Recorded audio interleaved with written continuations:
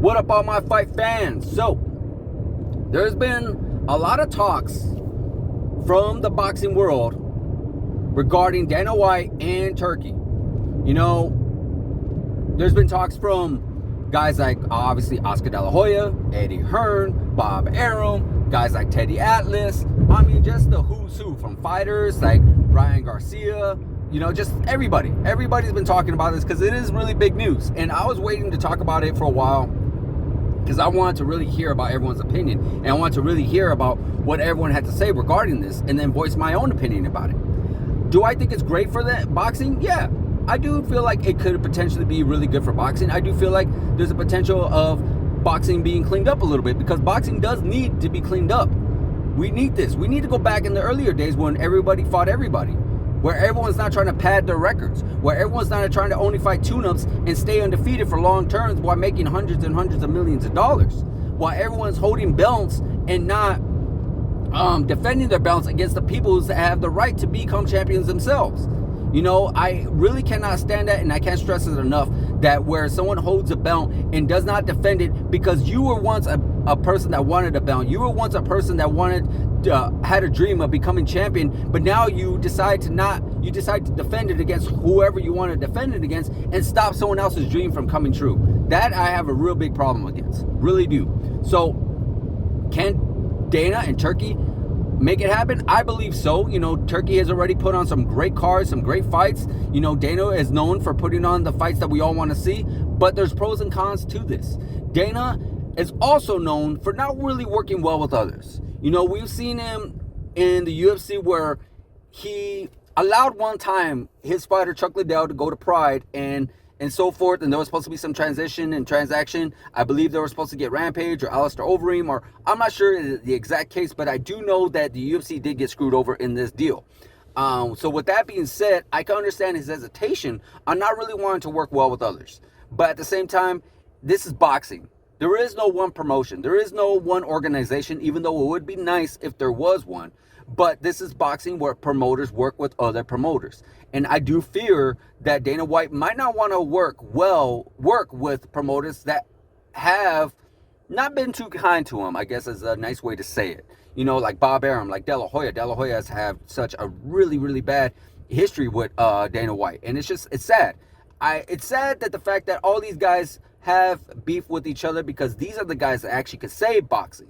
You know, these are the guys that actually, if they work well together, if they put their minds together, if they put their talents together, they can actually save boxing and give fans the fights that we want to see when we actually want to see them. But unfortunately, it's just everybody wants to be the main chief of the yard. Everyone wants to be the main boss of the yard. And it's just going to be very, very difficult. You know, it's going to be very, very difficult. And I'm also including Dana in this, because Dana's going to want to be probably the big top dog in the yard. He wants to make sure everything runs a certain way. And it's going to be difficult. It's going to be very difficult because people have their own pride, have their own egos. And it almost feels like some people are just afraid to admit when they're wrong. And a lot of promoters are wrong in the boxing world today. A lot of them. Don't let it be fooled. A lot of them are wrong, and a lot of them are actually ruining boxing, including the fighters. The fighters are having too much control. It's nice that a fighter can actually control his own destiny, control his own career, and control the money that he can actually make. But at the end of the day, when they control it so much to where the point that they can fight whoever they want to fight and without taking any risk and holding the belts, then no. Then at that point, no. That's where it shouldn't be allowed.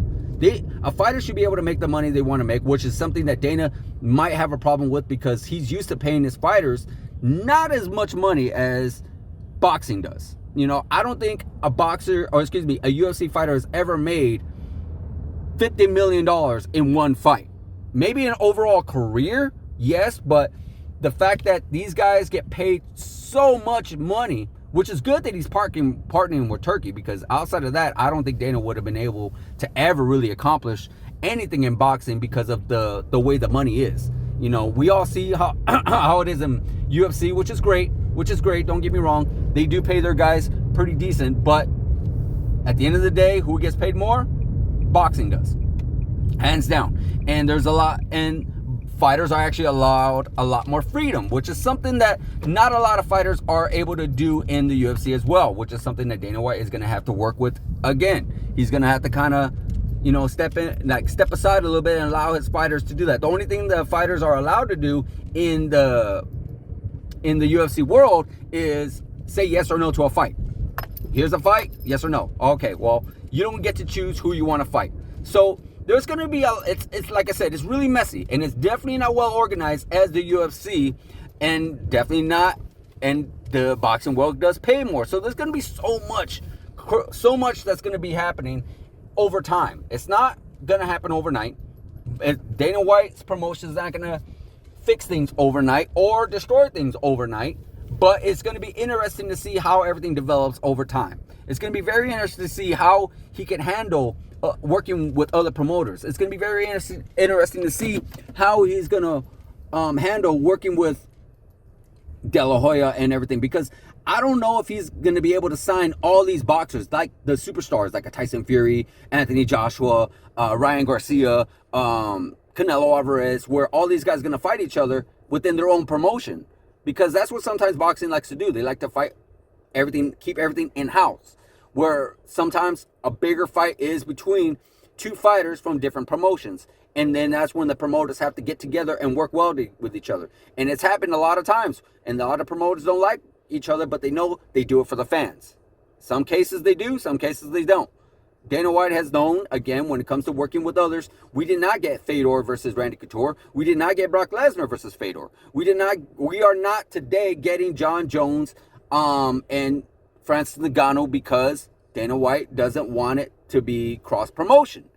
And this is a fight that could potentially happen, that should happen. You know, ESPN wants it, Francis Ngannou wants it, John Jones wants it, you know, the PFL, of course, wants it. So why not make it happen for the fans? But again, it's not something he is too keen on doing. Hopefully, it's something that he could change over time. Again, there's just so much we're going to talk about. I'm going to talk about it more as we continue on with this whole story of Dana White Turkey and this new promotion as the more updates come through. So definitely, guys, let me know what you think about this whole Dana White Turkey new promotion for boxing. Let me know in the comments, guys. Like, subscribe, hit that notification button, and I'll see you guys in the next video.